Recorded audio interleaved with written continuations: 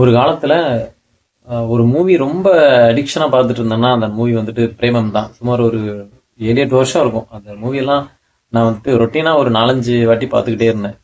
ஏன்னா நான் ரொம்ப நல்லா இருந்துச்சு. அப்போ புரியாத ஒரு விஷயம் எனக்கு இவ்வளோ லேட்டரா இவ்வளோ வருஷங்கள் கழிச்சு புரிஞ்சிருக்கு. என்னன்னா ஒரு சின்ன மைனர் மேட்டர் என்னன்னா, அந்த படத்தோட ஹீரோயின் வந்துட்டு மலர் இல்லை, அந்த படத்தோட ஹீரோயின் செலன். ஏன்னா நல்லா பார்த்தா அது புரியறதுக்கு வாய்ப்பு இருக்கு. பட் இது மேட்டர் இல்லை. என்னன்னா பிரேமம் அப்படின்னாலே ஒரு லவ் மூவி தானே நினைச்சிட்டு வந்திருக்கேன். ஆனா அது வந்துட்டு இன்னொரு பிளாட், இன்னொரு சைடு இருக்குது அப்படிங்கிறது எனக்கு இப்பதான் புரிய வந்துச்சு. என்னன்னா ஜார்ஜ் வந்துட்டு நிறைய லவ் பண்ணிட்டே இருப்பாரு. படமே பிரேமம் இல்லையா, பின்ன அது இல்லாம எப்படி நிறைய பேரை லவ் பண்ணுவாரு.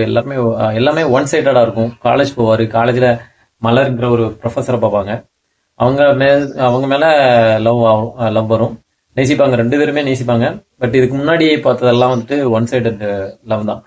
2 பேருமே நேசிப்பாங்க. ஒரு காலகட்டத்துக்கு அப்புறம் இவங்களுக்கு வந்துட்டு ஞாபகம் மறதி வந்துடும் ஒரு சின்ன ஆக்சிடென்ட்ல. நம்ம நினைச்சு பாருங்களேன், நம்மளை நேசிச்ச ஒருத்தருக்கு ஞாபகம் மறதி, நம்மளை உயிராவோ இல்ல இந்த உலகமாவோ பார்த்த ஒருத்தர் இனிமே நீ யாரு அப்படிங்கிற பாக்குற மாதிரி இருக்கும். அது மெனக்கிட்டு விட்டுட்டு போறது வேற. பட் இந்த ஏதோ ஒரு சின்ன ஆக்சிடென்ட்ல தன்னால நடந்து அது தற்செயலாகி விட்டுட்டு போறாங்கிறது வேற. அப்படிதான் அந்த படத்துல காமிச்சிருப்பாங்க.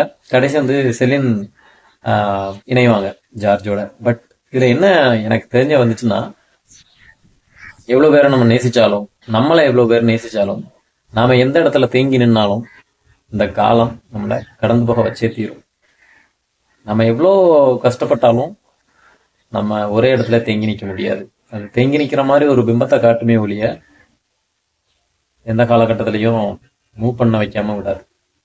ஸோ இதுதான் நான் புரிஞ்சுக்கிட்டது. உங்களுக்கு ஏதாவது இந்த மாதிரி படத்துல இருந்து காமிச்ச ஒரு சீன்ல இருந்து வேற ஏதோ ஒன்று நான் புரிஞ்சுக்கிட்டேன் அப்படின்ட்டு நீங்க நினைச்சீங்கன்னா கண்டிப்பா கமெண்ட் பண்ணுங்க. நான் இந்த படத்துல லவ்ங்கிறத தாண்டி இன்னொரு சைடு இருக்கு அப்படிங்கிறத புரிஞ்சுக்கிட்டேன். ஸோ பிரேமம் இதுவும் கடந்துடும்.